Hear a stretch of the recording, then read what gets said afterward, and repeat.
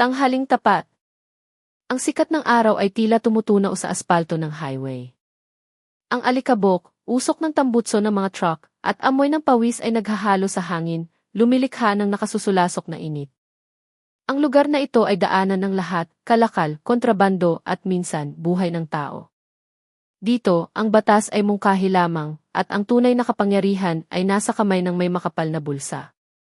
Sa init ng araw na iyon, isang police patrol ang nagsisiyasat sa isang inabandonang TE-300 van sa gilid ng masukal na daan. Tumakas na ang driver nang makita ang checkpoint. Sa likod ng van, sa gitna ng mga sako ng bigas at gulay, may isang kakaibang asul na sako na pang-fertilizer. Lumapit si Kapitan Bong Di Mayuga. Nasa edad 35, moreno, matalas ang mata, at bakas sa mukha ang pagod ng isang lespo sa Maynila na napadpad sa probinsya. Hinawakan niya ang sako. Malamig, kapi bulong niya. Bas ang sako at nagielo. Parang ice chest na natutunaw. Gamit ang kanyang hunting knife, hiniwa ng isang bagitong pulis ang sako. Rippy! Pagkabukas ng sako, bumulaga ang laman. Hindi shabu, hindi mga nakaw na piyesa. Isang braso ng tao. Maitim, puro ugat, braso ng isang trabahador. Ang balat ay namumutla na tila ibinabad sa yelo. Sus Mariosep, napaatras ang bagitong pulis sabay sign of the cross. Hindi nagbago ang ekspresyon ni Kapitan Bong, pero kumabog ang dibdib niya. Binuksan niya ng tuluyan ang sako. Sa loob, isang lalaking nasa edad 50, payat, at nakasuot ng sando na butas-butas ang nakalukot. Malinis ang mukha nito na parang pinunasan, at may bulak na nakasaksak sa bibig. Sa paligid ng bangkay, kasama ng mga tunaw na yelo, ay mga hiniwang dayap at uling para itago ang amoy.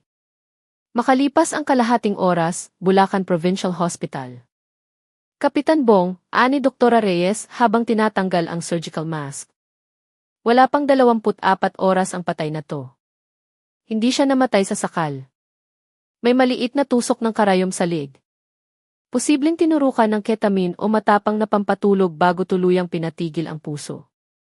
Lumuhod si Bong at tiningnan ang kamay ng biktima. May grasa sa kuko. Hindi mayaman ang taong to. Malamang construction worker o basurero.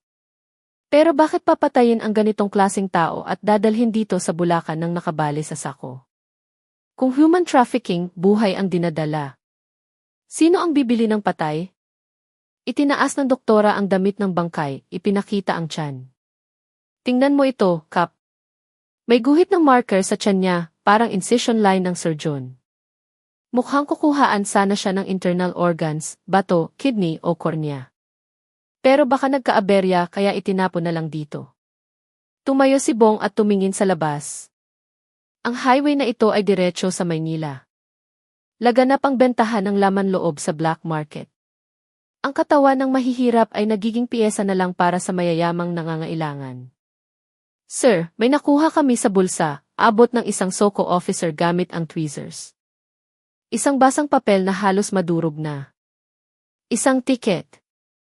Ticket sa FELS, Philippine National Railways. Ruta, Tutuban, Alabang. Petsa, 2 araw na ang nakakaraan. Oras, 10 oras sa last trip. Sa gilid ng tiket, may butas na gawa ng punsyo ng konduktor. Pero hindi ito bilog. Isa itong hugis bituin. Last trip, bulong ni Bong. Ang isip ni Bong ay naglakbay mula sa init ng Bulacan pabalik sa Riles ng Maynila. Ang madilim na biyahe, ang kalansing ng bakal sa Riles, ang amoy ng estero. Ang bangkay na ito ay galing sa Maynila. Paano ito nakarating dito? At ilan na kaya ang itinapon nilang ganito? Hindi ito simpleng murder case, utos ni Bong. Dadalhin natin ang bangkay sa Maynila. Kailangan nating sumakay ng tren. Isang mainit na hangin ang humihip. Ang bangkay sa sako ay nakadilat pa rin, nakatingin sa kawalan. Hindi takot ang nasa mata niya, kundi pagtataka. Bakit siya? Ang sagot ay nasa isang lumang bago ng tren na bumabagtas sa gitna ng Maynila. Sa tren kung saan si kamatayan mismo ang nangiinspeksyon ng tiket. Ang lumang istasyon ng tren ay puno ng buhay at ingay. Ang sigaw ng mga barker, ang tunog ng busina ng tren, at ang dagsa ng mga pasahero ay pang-araw-araw na musika. Sa platform 3, siksikan ang mga tao. Mga tindera ng mani at tubig na naghahabulan, mga empleyadong pauwi na at nagpapaypay sa init. Sa gitna ng gulo, naroon si Mang Lito. Nasa edad 60, puti na ang buhok, at suot ang uniforme ng FE na luma na pero plansado. Sa kamay niya ay ang kanyang stainless na ticket puncher. Lagi siyang nakangiti. Mang Lito. Pasensya na po, kulang ang barya ko ngayon. Bukas ko na lang po dagdagan, pakiusap ni Aling Marta, isang tindera ng gulay na may bitbit na malaking bayong. Tumingin si Mang Lito sa paligid.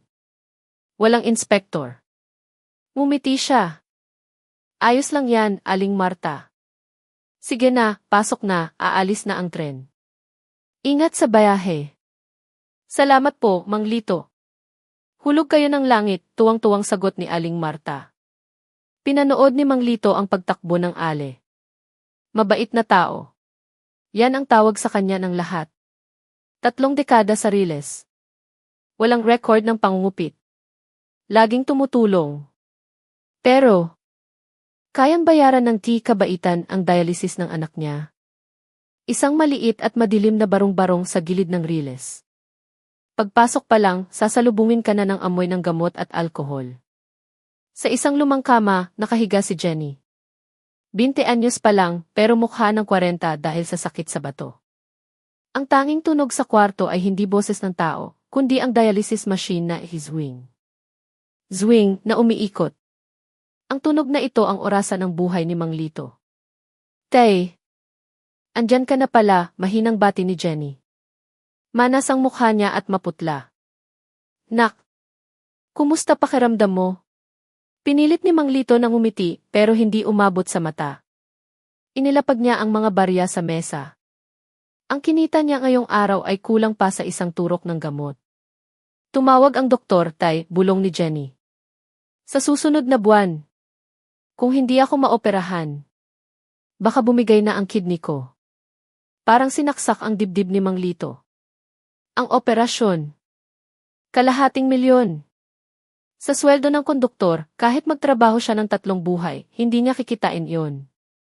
Umupo siya sa tabi ng anak at hinawakan ang kamay nito. Huwag kang mag-alala, nak. Gagawa ng paraan si tatay. May kausap na akong tutulong. Nang makatulog si Jenny, lumabas si Mang Lito sa maliit na bintana. Tanaw niya ang Riles. Kinuha niya ang lumang keypad phone at tiningnan ang isang unsaved number. Ito ang numero ng T-Fixer sa Bulacan. 1 linggo na ang nakakaraan, may namatay na lasenggo sa tren. Sa halip na itawag sa pulis, tinawagan niya ang fixer. Linisin daw nila. Nang gabing iyon, nakatanggap siya ng pera na katumbas ng isang taong sweldo. Kung maganda ang piyesa, mas malaki ang bayad, boss, sabi ng fixer. Lalo na kung sariwa. Tumingin si Mang Lito sa Riles. Rinig niya ang potpot ng tren sa malayo. Sa bawat biyahe, maraming rugby boys, taong grasa, at mga lasinggo na walang pamilya ang sumasakay para lang makatulog. Mga taong di sobra sa lipunan. Walang naghahanap. Pero ang bato nila, ang atay nila, ginto ang halaga. Para mabuhay ang anak niya, kailangan niyang kalimutan ang pagiging mabait. Hinawakan niya ang kanyang ticket puncher sa bulsa. Ang matalim na bakal ay kumislap sa ilaw ng poste. Hindi na ito pang tiket lang ngayon. Ito na ang gunting na puputol sa tadhana ng iba. Dinyal niya ang numero. Hello. Boss. Si Lito 2. Ngayong gabi.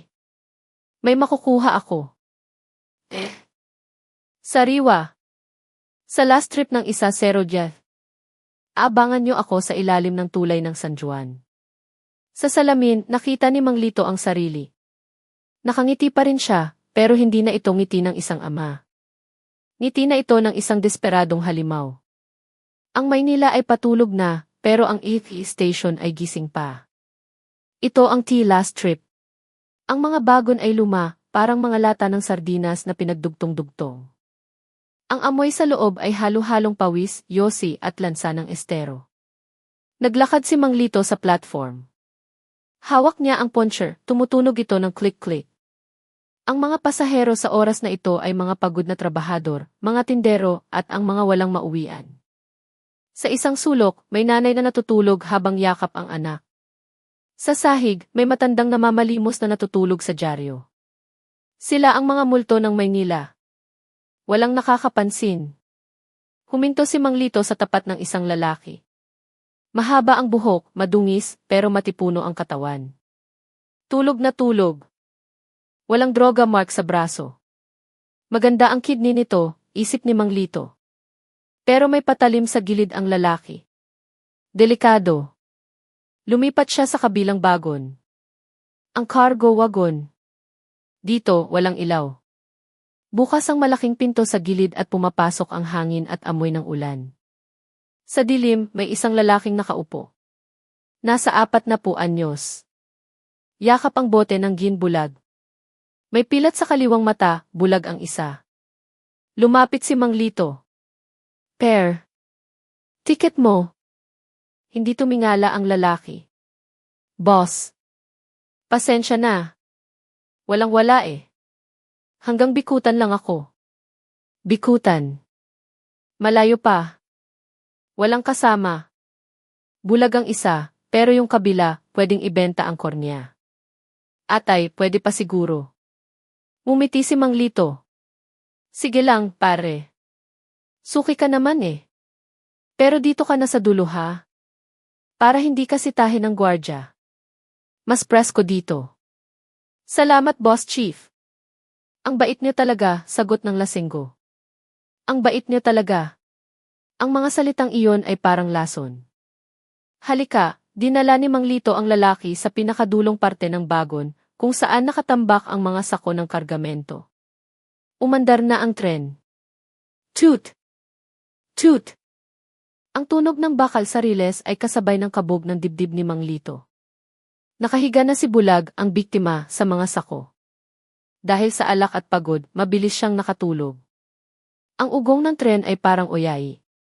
Hindi niya alam, katabi na niya si kamatayan. Binuksan ni Mang Lito ang kanyang backpack. Wala nang ibang tao. Nilabas niya ang hiringgilya na mailamang likido at bulak. Ketamine mix. Bigay ng sindikato. Isang turok lang, paralisado na. Lumuhod si Mang Lito sa tabi ni Bulag. Ang nakikita niya ay hindi ang madungis na mukha ng lalaki, kundi ang mukha ni Jenny. Patawarin mo ako, pare, bulong ni Mang Lito. Para sa anak ko to. Dumaan ang tren sa isang maingay na tulay. Blaag. Kasabay ng kulog, itinusok ni Mang Lito ang karayom sa liig ni Bulag. Napadilat si Bulag. Nawala ang tama ng alak. Takot ang pumalit. Gusto niyang sumigaw. Gusto niyang manlaban. Pero, huli na. Kumalat ang gamot. Bumigat ang katawan. Bumuka ang bibig niya para sumigaw. Ash! Ash! Pero sumabay ang busina ng tren. Toot! Nilunod ng busina ang huling hininga ni Bulag. Walang nakarinig. Kahit ang Diyos, tila nagbingi-bingihan. Pumatong si Mang Lito sa dibdib ni Bulag. Habang umiiyak, isinaksak niya ang mga bulak sa bibig nito at tinakpan ang ilong. Tinitigan siya ni Bulag, ang nag-iisang mata nito ay nagtatanong, nagmamakaawa. Huwag mo akong tingnan. Pikit, sigaw ni Mang Lito sabay takip sa mata ng lalaki. 1 minuto. 2. Tumigil ang panginginig ni Bulag. Bumagsak ang kamay. Patay na. Tumayo si Mang Lito at sumuka sa gilid. Nanginginig siya. Pumatay siya ng tao. Pero wala ng oras. Malapit na sa meet-up point. Kinuha niya ang asul na sako. Binaluktot ang katawan ni Bulag na parang manika. Siniksik sa sako. Binuhusan ng yelo at kalamansi. Tinalian. Hindi na ito tao. Kargo na ito. Kidney ni Jenny. Pagdating sa ilalim ng tulay ng San Juan, may ilaw ng lighter na kumurap sa dilim. Sinipa ni Mang Lito ang sako palabas ng tren. Blag! Nahulog ang sako sa talahiban. May mga anino na humila dito. Tapos na. Bukas, may pera na sa account. Sumandal si Mang Lito sa pader ng tren. Tumingin siya sa kamay niya. Walang dugo. Malinis. Pero alam niyang hindi na ito kailanman lilinis. Ting! Tumunog ang cellphone ni Mang Lito, 500,000. Halaga ng buhay ni Bulag. Halaga ng buhay ni Jenny. Agad binayaran ni Mang Lito ang cashier. Ma'am, full payment po para sa operasyon ng anak ko. Salamat po, Mang Lito. Hulog ng langit ang donor na nakuha nyo, nakangiting sabi ng nurse. Oho. Hulog ng langit, mapait na sagot ni Mang Lito. Sa labas ng AC, nakaupo si Mang Lito nang makita niya si Kapitan Bong na papalapit. Nakasibilyan ang pulis, pero alam ni Lito na pulis ito. Mang Lito, tanong ni Bong. Ako nga po. Ano pong kailangan nila? Pinakita ni Bong ang tiket na may butas na bituin. Sa inyo po galing to, di ba? Nakita namin sa bangkay sa Bulacan. Hindi kumurap si Mang Lito. Marami po akong pinupunch na tiket araw-araw, sir. Hindi ko na matandaan yan. Tinitigan siya ni Bong. Alam ko ang kwento ng anak nyo, Mang Lito. Alam kong kailangan nyo ng pera. Pero may hangganan ang lahat. Tumunog ang phone ni Mang Lito. Ang fixer. Isa pa, Lito. May order na type. Kailangan namin ngayong gabi. Kung ayaw mo, alam namin kung nasaan ang anak mo. Namutla si Mang Lito. Wala na siyang kawala. Sir Police, sabi ni Mang Lito kay Bong. Hayaan niyo muna akong bantayan ang anak ko hanggang magising siya. Pagkatapos, sasama na ako sa inyo. Alam ni Bong na nagsisinungaling ang matanda o may tinatago pa. Pero tumango siya. Dito lang ako sa labas. Nang gabing iyon, sa halip na sumuko, tumakas si Mang Lito. Kailangan niya ang huling pikargo para sa kaligtasan ng anak niya. Ang huling bayahe. 10 oras, Seth. Malakas ang ulan. Baha ang riles sa bandang Espanya. Sumakay si Mang Lito sa cargo wagon. Basang-basa siya. Hawak ang hiringgilya. Ang target, isang lalaking nakahoodie na natutulog sa sulok. Ayon sa text ng fixer, type O daw ito. Dahan-dahang lumapit si Mang Lito. Kumulog ng malakas. Patawad. Sasaksakin na niya ang lalaki ng biglang. Pak! Sinalag ng lalaki ang kamay niya. Ang lakas ng hawak. Tinanggal ng lalaki ang hoodie. Si Kapitan Bong. Itigil mo na to, Mang Lito. Tapos na. Bitawan mo ko. Papatayin nila ang anak ko. Nagwawala si Mang Lito. Sinubukan niyang saksakin si Bong gamit ang puncher. Nagbuno sila sa sahig ng umaandar na tren. Gumwang ang bagon. Mang Lito. Ligtas na si Jenny. Bantay sarado ng mga pulis ang ospital. Wala nang makakasakit sa kanya, sigaw ni Bong habang pinipigil ang kamay ng matanda. Natigilan si Mang Lito. Ano?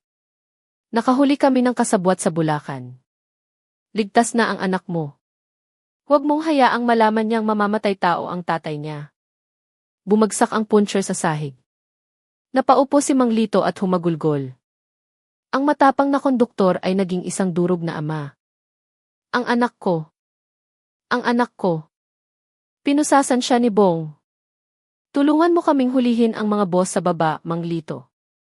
Para mabawasan ang kasalanan mo. Pagdating sa tulay sa San Juan, naghihintay ang van ng mga sindikato. Tinulak ni Bong at Mang Lito ang isang sako, na puro basura lang ang laman palabas ng tren. Pagbaba ng mga goons para kunin ang sako, naglabasan ang mga SWAT team mula sa talahiban. Huli ang lahat. Bilibid Prison. Ilang buwan ang lumipas. Sa visiting area, magkaharap si Mang Lito at si Jenny. Magaling na si Jenny, malaman na ang pisngi. Umiiyak siya. Tay. Kasalanan ko to, hagulgol ni Jenny. Mumiti si Mang Lito sa likod ng rehas. Huwag mong sisihin ang sarili mo, nak. Decision ko to. Mabuhay ka ng maayos ha. Maging mabuting tao ka. Yan lang ang hiling ni tatay. Umalis na si Jenny. Naiwan si Mang Lito sa dilim. Sa labas, sumakay ulit si Kapitan Bong sa fetis. Ganoon pa rin. Siksikan. Mainit. Maraming mahirap. Dumaan ang konduktor. Isang bagong binatilyo. Click-click. Tumingin si Bong sa bintana. Ang tren ay patuloy sa pagtakbo, paikot-ikot sa Maynila, dala ang mga kwento ng pag-asa at lagim na walang katapusan.